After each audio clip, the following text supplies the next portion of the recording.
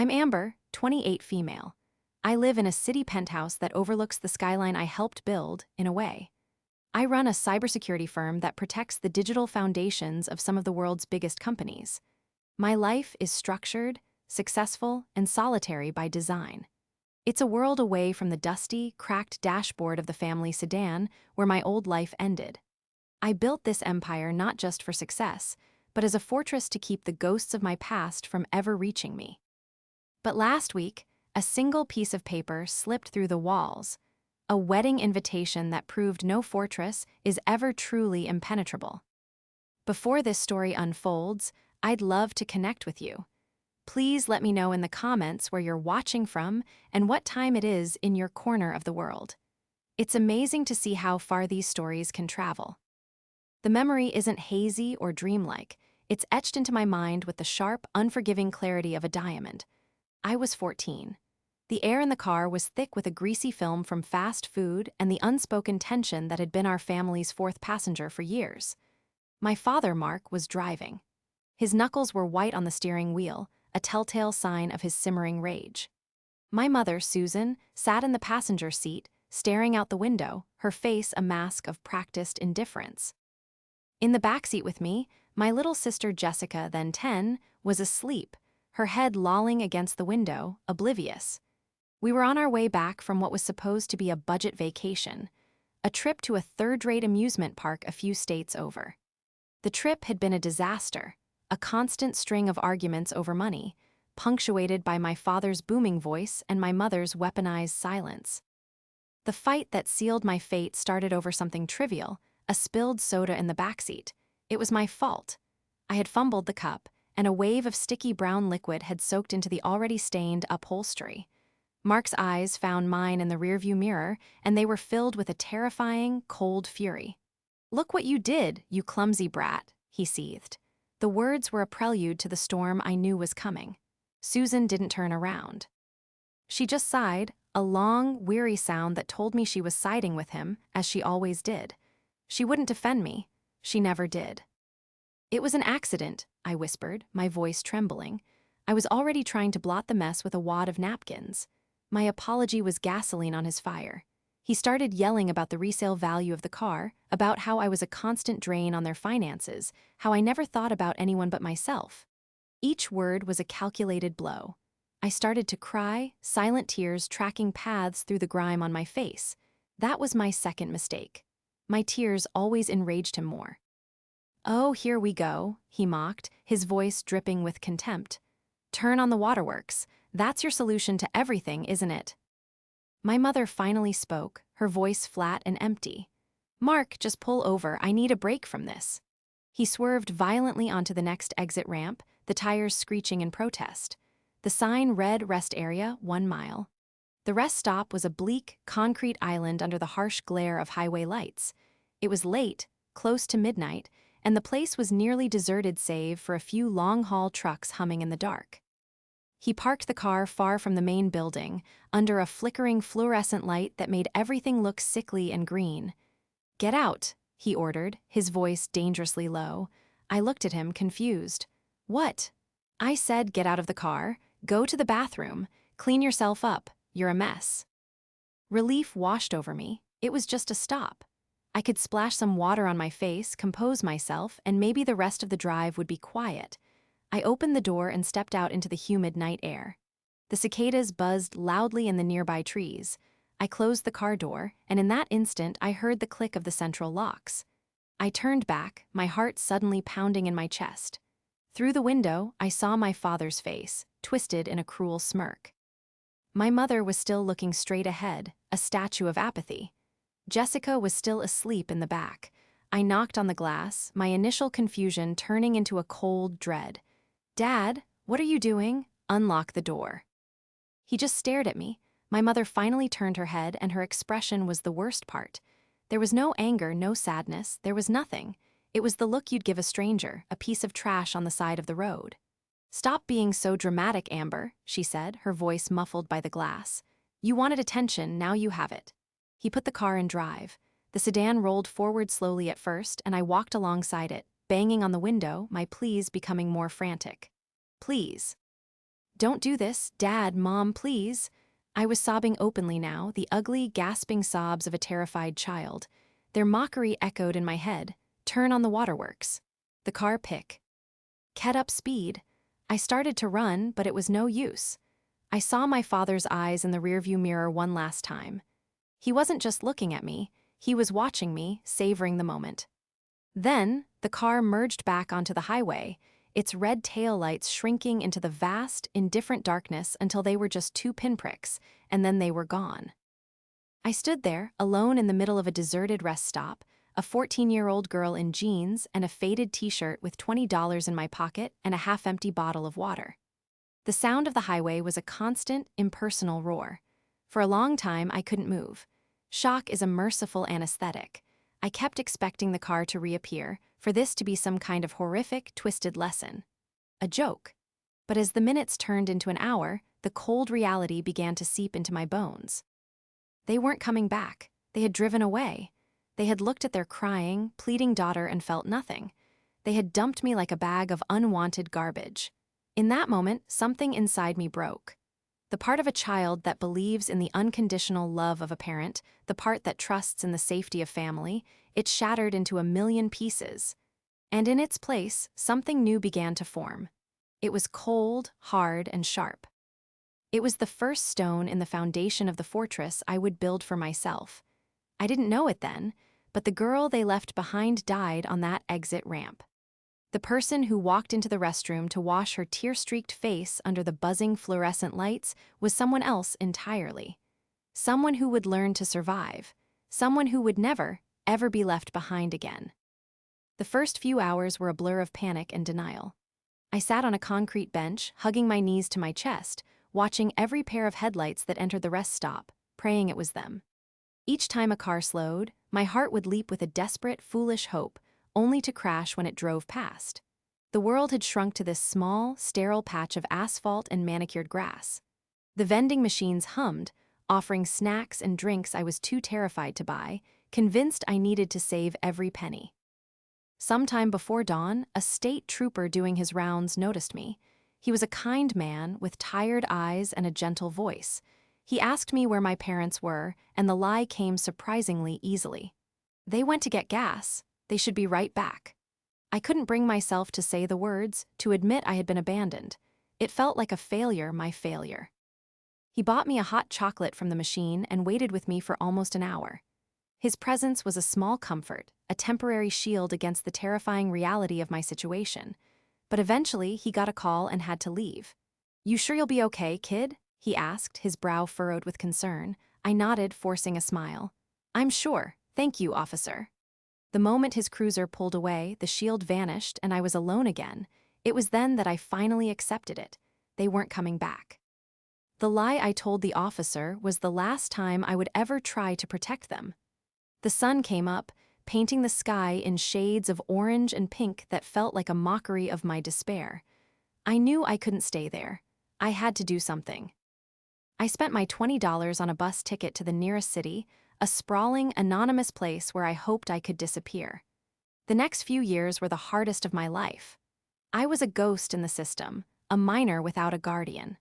I bounced between youth shelters, sleeping on couches of kids I barely knew, and on a few terrifying occasions, on the streets. I learned to be invisible, to read people quickly, to trust no one. I finished my homework under the dim light of bus stations and taught myself to code on old library computers. School became my sanctuary. It was the one place where I had a purpose, where my intelligence was a currency that mattered. My teachers saw potential in me, a fierce, desperate drive that set me apart. They didn't know my story, but they saw the hunger in my eyes. The real turning point came when I was 17. I had aged out of the most basic youth services and was living in a cramped room in a group home, working a dead-end job washing dishes to save for college. I entered a citywide coding competition for high school students, a long shot that I poured all my energy into. My project was an encryption algorithm, a piece of code designed to create digital fortresses. The irony was not lost on me. I spent weeks refining it, fueled by lukewarm coffee and a burning need to prove I was more than the girl left at a rest stop. I won. The The prize wasn't just a scholarship, it was attention. One of the judges was David Chen, a semi-retired tech mogul and angel investor. He saw something in my code, not just technical skill, but a kind of elegant, ferocious logic. He saw the mind of a builder. David took me under his wing. He became the father figure I never had be. But he was more than that. He was a mentor. He didn't offer pity, he offered opportunity. He saw the chip on my shoulder not as a flaw, but as a fuel source. With his help, I got into a top-tier university on a full scholarship. He co-signed for my first apartment, a tiny studio that felt like a palace. For the first time since that night, I had a key to a door that was mine, a place where I was safe. I devoured my studies in computer science and cybersecurity. I worked harder than anyone I knew because I knew what it felt like to have nothing. Failure wasn't an option. It was a rest stop on a dark highway, and I was never going back. During my junior year, I developed the prototype for what would become my company's flagship software, Aegis, a predictive cybersecurity platform that could identify threats before they happened. David gave me my first round of seed funding. He believed in me when I was still struggling to believe in myself. By the time I was 25, Aegis Security was a major player in the tech world. We had secured contracts with Fortune 500 companies and government agencies. I was a millionaire. The media wrote articles about me, the wunderkind CEO who came from nowhere. They loved the mystery, the lack of a backstory. I never corrected them. I let them believe I was a private person, that my past was simply something I didn't wish to discuss. I bought the penthouse, the expensive clothes, the trappings of success. They were my armor. Each success was another brick in my fortress, another layer of distance between me and the scared, abandoned 14-year-old girl. I never tried to contact my family. I never looked them up. In my mind, they had ceased to exist the moment their taillights disappeared. They were ghosts, phantoms from another life. My family became David, my team at Aegis, the few trusted friends I allowed myself to have. I built a life so full, so demanding, that there was no room for the past to intrude. I convinced myself I was healed, that I had moved on. I thought the money and success had erased the scars. But scars don't disappear. They just fade until you forget they're there. And all it takes is a single, unexpected reminder to make them burn again. My life runs on a meticulously organized schedule, managed by an executive assistant who is more of a gatekeeper than a secretary. Every minute of my day is accounted for, a defense mechanism against the chaos that once defined my existence. Mail is one of the things I never deal with directly. It's scanned, sorted, and prioritized. Junk is shredded, bills are sent to my accountant, and only the most critical correspondence ever reaches my desk. That's why the appearance of a physical envelope on the polished mahogany of my desk was so jarring. It was thick, creamy white cardstock, with my name and office address written in a loopy, feminine cursive I didn't recognize. My assistant, a woman named Clara with an impeccable sense of what mattered, had placed it directly in my line of sight with a small, typed note attached. This arrived by courier, marked personal and urgent. It felt different. Clara was right, it was different. In a world of digital communication, a physical letter of this quality was an anachronism. I slid it open with a silver letter opener, a gift from David. Inside was a wedding invitation. The names printed in elegant gold script hit me like a physical blow: Jessica Jennings and Michael Evans, my sister, my little sister who was asleep in the backseat of the car that night. For a moment, I couldn't breathe. The air in my climate-controlled office suddenly felt thin and cold. All the carefully constructed walls around my past crumbled to dust. I stared at her name, Jessica. I hadn't said it aloud or even thought it consciously in over a decade. The invitation was a ghost, a tangible piece of a life I had buried. I forced myself to read the details. The wedding was in 6 weeks in a town a few hundred miles away, the same town I'd fled all those years ago. It was a church wedding, followed by a reception at a local country club. It was all so painfully normal, so achingly domestic. It was everything I had been denied. Tucked behind the invitation was a smaller, folded piece of notepaper. The handwriting was different, messier, more familiar. A cold dread washed over me as I recognized it. It was my mother's. I unfolded the note, my hands trembling slightly. Amber. The note began, my name looking alien and strange in her handwriting. I know it has been a long time. We know you've done very well for yourself. We see your name in the news sometimes. We are so proud. Your sister is getting married. It would mean the world to her if you were there. She misses you terribly. It has been hard for us, Amber. Your father lost his job at the dealership a few years ago, and his health isn't good. The medical bills have wiped us out. We are about to lose the house. We wouldn't ask if it was an emergency. We need your help. We are your family. Love. Mom and Dad. I read the note 3 times, each word a drop of poison. Proud. The word was a bitter joke.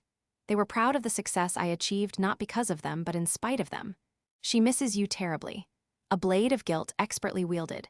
Was it true? Did Jessica even remember me clearly? Or was this just another line fed to her? Then came the real reason for this sudden reappearance after 14 years of silence. Money. His health isn't good. Medical bills. Lose the house. We need your help. It wasn't about reconciliation. It wasn't about remorse. It was a transaction. They hadn't reached out with an apology, they had reached out with an invoice. The final line was the cruelest cut of all. We are your family. Family? The word tasted like ash in my mouth. My family was a man who watched me cry and drove faster. My family was a woman who stared straight ahead while her daughter was abandoned in the dark. A wave of pure, white-hot rage washed over me, so intense it made me dizzy. It was an old, familiar feeling, the rage of a powerless child, but now it was different. It was backed by the resources and strength of a powerful woman. They had thrown me away because I was a burden, a clumsy child who spilled a soda. Now that I was no longer a burden but a potential savior, they wanted me back. The audacity, the sheer, unmitigated gall of it was breathtaking. They didn't even have the decency to apologize. Not one word of regret. Not one acknowledgement of what they had done. They had simply fast-forwarded through 14 years of my pain and suffering and arrived at the part where I could be useful to them. I leaned back in my chair, the thick cardstock of the invitation feeling cold and heavy in my hand. I looked out my window at the sprawling city below, a testament to what I had built from the rubble of the life they had destroyed. For years, I had channeled my anger into ambition. I had poured all that fiery energy into building my company, my fortune, my fortress. I had thought that success was the best revenge. Living well, being untouchable, that was supposed to be the final word. But holding that letter, I realized I had been wrong. Success wasn't revenge, it was just a shield. Revenge was something else entirely. Revenge was active. Revenge was a choice. And for the first time in 14 years, they had given me an opportunity to make one. The invitation wasn't just a request for my presence, it was a summons. They had opened a door I thought was sealed forever. And now I was going to walk through it. Not as the scared child they had left behind, but as the woman I had become. The wedding wasn't just a family event anymore. It was a reckoning. My initial rage was a wildfire, burning hot and fast, but I didn't get where I am by acting on impulse. Wildfires burn out. A controlled burn, however, can reshape a landscape. My emotions settled into a cold, clear resolve. Before I responded, before I even considered my next move, I needed information. My entire career was built on data, on understanding systems, on finding vulnerabilities. My family was just another system, and I was about to run a full diagnostic. I hired a private investigator, one of the best in the country. He was discreet, thorough, and expensive, 3 qualities I valued immensely. I gave him the names, Mark Jennings, Susan Jennings, and Jessica Jennings. I gave him their last known address from the invitation's return label. My instructions were simple. I wanted everything. Financial records, medical histories, employment details, social media presence, local reputation. I wanted a complete picture of the lives they had lived for the past 14 years. I wanted to understand the architecture of the lie they had built around my absence. The first report came back within 48 hours. It was a digital dossier, encrypted and delivered to my personal server. I opened it late at night in my study, a glass of scotch on the desk, the city lights twinkling below like a silent audience. The contents were illuminating and sickening. Mark had indeed lost his job at the car dealership, but not recently. It was over 5 years ago. The reason wasn't downsizing, it was for unethical sales practices, a polite term for cheating customers. He'd bounced around low-level sales jobs ever since, never lasting more than a year in one place. His health issues were real, but they were largely the result of a lifetime of poor choices. He had a heart condition, exacerbated by heavy smoking and drinking. The crippling medical bills my mother mentioned were substantial, but the PI also found records of significant gambling debts. They weren't just victims of circumstance, they were architects of their own demise. The family home, the one they were about to lose, had been remortgaged twice. The financial records showed a pattern of reckless spending, of living just beyond their means for years, always chasing the illusion of middle-class comfort. There were loans for new cars, credit card statements filled with non-essential purchases, and withdrawals from ATMs at local casinos. They weren't just drowning, they were actively pouring water into their own boat. Then there was Susan. She worked part-time at a department store, a job she complained about constantly on her social media profile, which was public. Her posts were a curated feed of passive-aggressive quotes about hardship, vague pleas for sympathy, and photos of her brave husband. It was a masterclass in victimhood. The most painful part of the report was the section on Jessica. The PI had dug up school records, old social media accounts, and even spoke to a few former neighbors under a plausible pretext. The story my parents had told was that I was a troubled, rebellious teenager, that I had run away. They had painted themselves as heartbroken parents, worried sick about their wayward daughter. They had filed a missing person report, a week after they abandoned me, a performative act to solidify their story. They told everyone I had fallen in with a bad crowd, that I had broken their hearts. They had erased me and replaced me with a convenient fiction, a cautionary tale they could tell to garner sympathy from their friends and community. They hadn't just abandoned me, they had assassinated my character to save themselves. Jessica, being only 10 at the time, had likely believed whatever she was told. Her old social media from her teenage years showed a few melancholy posts about a missing sister, but they were vague, echoing the narrative she'd been fed. Her current profile was all about her fiancé, Michael, and her excitement for the wedding. She seemed like a perfectly normal young woman, caught in the web of her parents' deceit. There was no indication she knew the truth. She was as much a victim of their lies as I was. This discovery didn't soften my anger towards Mark and Susan, it sharpened it. They hadn't just wronged me. They had robbed my sister of the truth of her own family, of the chance to know me. They had used her, too, first as a prop in their drama and now as bait to lure me back into their lives. The investigators' final update was a single video file. It was from a local news broadcast from about 8 years ago. The segment was a human interest story about the struggles of the local economy. And there they were, Mark and Susan Jennings, being interviewed in their living room. "It's been tough," Mark said to the camera, his face a mask of weary sincerity. "With me being laid off and our oldest daughter, well, she ran away years ago, and the stress of that never really goes away. We just pray she's safe." Susan, sitting beside him, dabbed at a dry eye. "You do everything for your children," she said, her voice thick with fake emotion. "And sometimes it's just thrown back in your face. All we can do is be there for our Jessica." I watched the clip on a loop, the sound off. I watched their mouths form the lies, their faces contort into expressions of feigned grief. They were performers, and they had been playing to a sold-out audience of enablers for 14 years. The information changed everything. My plan could no longer be a simple, private refusal. A quiet no wouldn't suffice. Their lies were public, so their humiliation had to be public as well. They had written a fiction with me as the villain. It was time for the author to write a new final chapter. The wedding wasn't just a family gathering, it was a stage. They had built the set, sent out the invitations, and cast themselves as the long-suffering heroes. They had no idea that the character they had written out of the script was about to make a dramatic, unannounced entrance. My RSVP would not be a simple card in the mail. It would be an experience. It would be a performance of my own. And it would be a masterclass in the difference between the truth and a very, very expensive lie. With the investigator's dossier, I had the truth. Now I needed to decide how to use it. For a few days, I considered the simplest path, sending a check. A single, large, anonymous cashier's check enough to solve their financial problems with no note, no return address. It would be a final, dismissive act.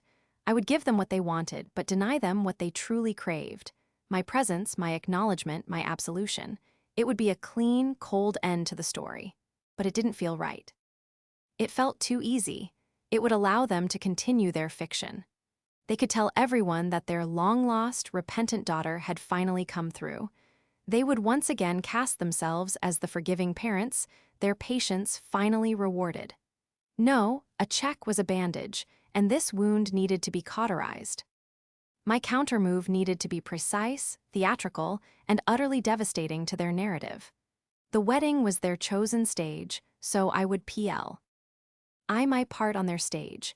My RSVP would be my presence, but on my terms. I began to formulate a plan, not with the impulsive anger of a wronged child, but with the strategic precision of a CEO launching a hostile takeover. First, I needed an ally on the inside, a source of information. I found one in the wedding photographer. I contacted her agency, not as Amber Sterling, but under the guise of my personal foundation. I explained that we were looking to sponsor a local event to generate goodwill and that we were incredibly impressed by her portfolio. I offered to cover the entire cost of the wedding photography and videography as a gift to the young couple, Jessica and Michael. The only condition was that her team would also be documenting the family's story for a promotional piece for my foundation. It was a lie, of course, but a plausible and tempting one. The photographer, thrilled at the prospect of a high-profile gig and a glowing write-up, agreed immediately. She became my eyes and ears, providing me with details about the guest list, the schedule, and the reception layout. Next, I addressed the gift. My parents wanted money. I would give them the illusion of money. I instructed my legal team to draw up documents for a trust fund in Jessica's name. The fund would be substantial, enough to pay off her parents' debt, buy a new house, and set her up for life. However, the documents were structured with an activation clause. The trust would only become legally binding and accessible under a very specific condition, one that would only be revealed at the wedding reception. To them, it would look like I was not just helping, but being extravagantly generous. It was the perfect bait. I then sent my official RSVP. It was a simple, elegant card. Amber Sterling is delighted to accept. No personal note, no phone call, just a cold, formal acceptance that would send their minds reeling with possibilities. I could almost hear the triumphant conversations between Mark and Susan. She's coming. It worked. We're saved. The final piece of the plan was the most important, the story. My story. For years, I had allowed their lies to exist in a vacuum. It was time to introduce the truth into the ecosystem. I contacted a journalist I trusted, a woman who had written a profile on my company a year prior. I told her I was ready to talk about my past, that an upcoming family event had made me realize it was time to set the record straight. I gave her the whole story, every painful detail of that night at the rest stop and the years that followed. I provided her with redacted copies of the investigator's report as corroboration. The missing person report filed a week late, the news clip of them lying, the evidence of their financial mismanagement. We agreed on a publication date, the morning of the wedding. The story would be published online, under a bombshell headline, just as the guests were getting ready for the ceremony. By the time I walked into that church, their carefully constructed world would already be on fire. In the week leading up to the wedding, I executed the final preparations. I bought a dress, a stunning, custom-made gown in a deep, powerful shade of emerald green. It was the color of money and envy. It was not the dress of a long-lost, apologetic daughter. It was the armor of a queen arriving to reclaim her territory. I also prepared a small, velvet-wrapped box. Inside was not a check, but a single, old, tarnished car key. It was a key I had found in a junk drawer years ago from a car I never owned. It was meaningless, yet it meant everything. It was a symbol. It was the price of a gallon of milk, the cost of a spilled soda. It was the key to the car that drove away. My plan was complete. I felt no nervousness, no fear. The scared 14-year-old was gone. In her place was a woman who understood power. They thought they had invited me to a wedding. They were wrong. They had invited me to a trial. And I was coming to serve as judge, jury, and executioner. The morning of the wedding, the article went live. The headline was explosive. Tech billionaire Amber Sterling breaks silence on traumatic past. My parents abandoned me at a rest stop at 14. The story spread like wildfire through the tech world and news outlets. More importantly, it spread through the small town where the wedding was being held. I can only imagine the phones that started ringing, the frantic texts exchanged between wedding guests. The carefully crafted image of the grieving, long-suffering Jennings family was being publicly immolated. I arrived at the church just as the ceremony was beginning.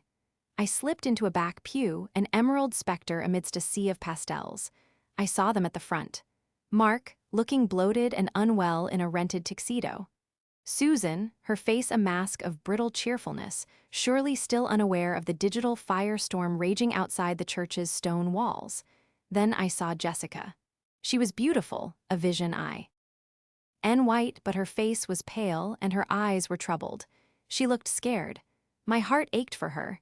She was the only innocent in this entire sordid affair. I watched the ceremony with a detached calm. The vows were exchanged, the rings placed on fingers. When they were pronounced husband and wife, the organ swelled and the guests applauded. I did not. The reception was held at the local country club, a place that reeked of desperate, middle-class aspiration. By the time I arrived, the atmosphere was thick with tension. Guests were gathered in small, whispering clumps, casting furtive glances at their phones and then at Mark and Susan, who were trying to maintain an air of forced festivity. They hadn't seen me yet. My photographer ally intercepted me at the door. "It's chaos," she whispered. "Everyone's seen the article." The parents are confused. They think it's some kind of mistake or a hack. I just nodded and made my way to the head table. My arrival silenced the room.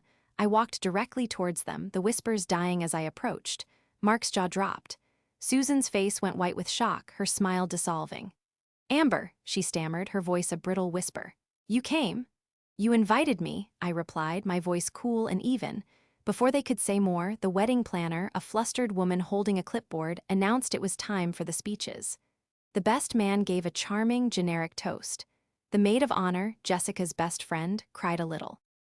And then the planner, following the new script I had provided via the photographer, said, "And now, a special surprise. The bride's sister, Amber Sterling, would like to say a few words." I took the microphone. Every eye in the room was on me. The camera crews I had hired, disguised as the photographer's team, had their lenses trained on me, on Mark, on Susan. I looked at Jessica. "Jessica," I began, my voice softening for a moment. "I don't know you, and for that I am truly sorry. You were robbed of a sister, just as I was robbed of you.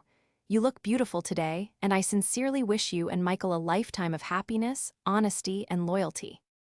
Qualities that a family should be built on." Then, I turned my gaze to my parents. The warmth vanished from my voice, replaced by ice. I received an invitation not just to this wedding, but a plea for financial help. A plea based on a lie. The lie that you have been telling this town, your friends, and your own daughter for 14 years. A collective gasp went through the room.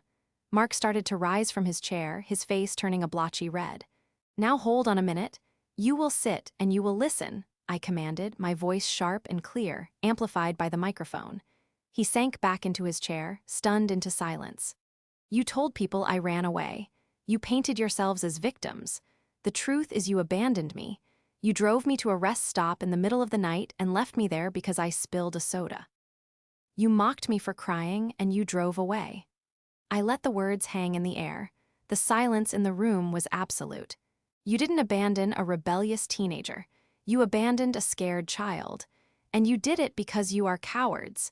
You are weak, selfish people who couldn't handle the responsibility of a child who wasn't perfect.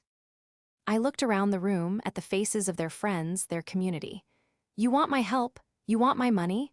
The money I earned through years of struggle you can't even imagine? I am going to give you exactly what you deserve.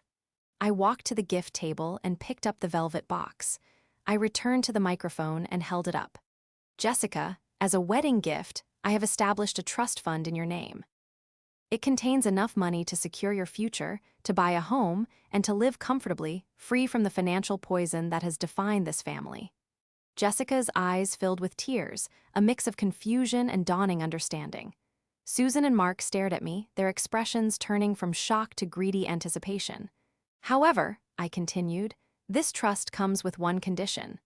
I opened the box and took out the old, tarnished car key. I held it up for everyone to see. This trust will be activated, and the money will be yours, Jessica, the moment your parents publicly state, right here, right now, exactly what they did to me 14 years ago and why they did it. I want the whole truth. No more lies. The room was frozen. All eyes were on Mark and Susan. I had given them a choice, their pride or their daughter's future. They could cling to their lie and doom their family to continued financial ruin, or they could confess their monstrous act and in doing so, secure Jessica's happiness. It was a perfect trap. Susan began to sob, not tears of remorse, but tears of pure, unadulterated fury and humiliation. Mark stared at the key in my hand, his face a maelstrom of rage and greed. He opened his mouth, then closed it. The silence stretched on, thick and suffocating. In that silence, their true nature was revealed to everyone. They couldn't do it. Their pathetic pride was worth more to them than their own child's well-being. That was my answer. That was the unveiling. I had not just told the truth, I had made them perform it.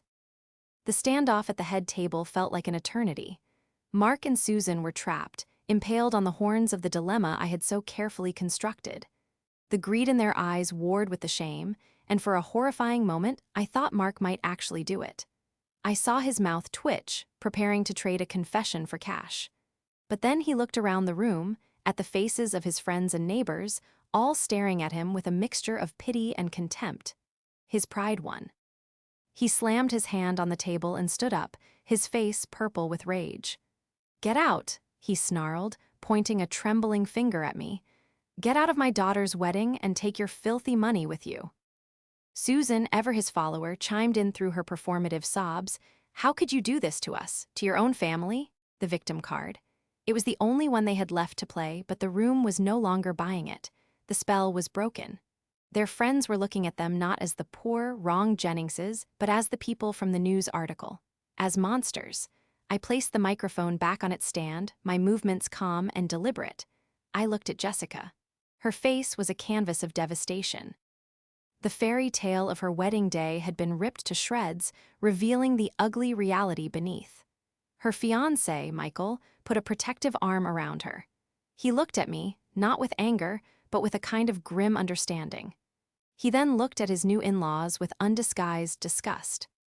"The offer stands, Jessica," I said, my voice soft but clear enough for the head table to hear over her mother's wailing.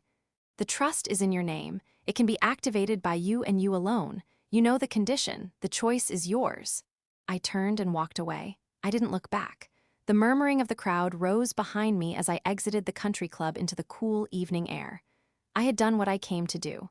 I had replaced their lie with the truth. The debt they owed me wasn't financial. It was a debt of truth, and in that room it had been paid in full. The fallout was immediate and catastrophic for them. As I learned later from news alerts and a follow-up call from the journalist, the wedding reception ended shortly after I left. Several guests walked out in disgust. Jessica and Michael left, not for their honeymoon, but to a hotel. Jessica, armed with the truth, confronted her parents. The ensuing argument was apparently legendary. A few days later, my lawyer received a call from a legal aid attorney representing Jessica. She wanted to know if the offer was serious. I confirmed that it was. The condition, however, was non-negotiable. It wasn't about punishing them further. It was about ensuring Jessica was free. For her to access that future, she had to be untethered from their lies. It was a painful, brutal form of therapy, but a necessary one. Weeks passed. I returned to my life, to my company, to the quiet solitude of my penthouse. It felt different now. The fortress walls didn't feel like they were keeping the past out. They just felt like home. The ghosts were no longer inside with me. They were trapped back in that small town, left to haunt the people who had created them. Then one afternoon, I received an email with a video attachment. It was from Jessica. I opened it with a sense of trepidation. The video was shaky, clearly filmed on a phone. It showed Mark and Susan sitting on their worn-out living room couch. They looked aged, diminished, stripped of all their bluster. Jessica was behind the camera. "Say it," she commanded, her voice hard, devoid of the girlish softness I had heard at the wedding. Mark mumbled something. "Louder," Jessica insisted. Susan, her face puffy and stained with tears, spoke first. "We left you," she said, her voice cracking. "We left Amber at a rest stop. We were angry and we just drove away." Mark finally looked at the camera, his eyes dead. "It was my idea," he said, the words costing him everything. "I left her. I was a bad father, I'm sorry." It wasn't a perfect apology.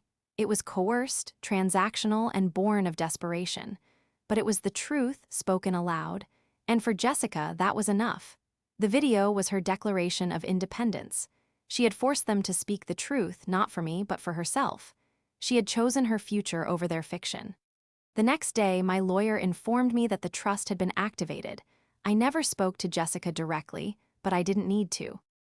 We had found our own strange, silent form of communication. My revenge was never about destroying them financially. It was about destroying the lie that had enabled them. It was about justice, not just for the 14-year-old girl I had been, but for the young woman my sister had become. My life is quiet now. The anger that fueled me for so long has cooled to embers. It's not gone, but it no longer burns me. It's just a part of my story, a reminder of the foundation upon which I built my life. I sometimes wonder what happened to them, to Mark and Susan. I assume they are living in a smaller house, their lives diminished, their reputation in their small town ruined forever. They got what they deserved. Not poverty, not ruin, but something far worse, irrelevance. They became nothing. As for me, I continue to build. Not fortresses against the past anymore, but bridges to the future. I am defined not by the family that left me, but by the one I chose. My mentor David, my loyal team, and in a strange, distant way, a sister who was brave enough to demand the truth. The inheritance they left me on that dark highway was one of pain and solitude. The inheritance I chose was one of strength, truth, and a quiet, unassailable peace.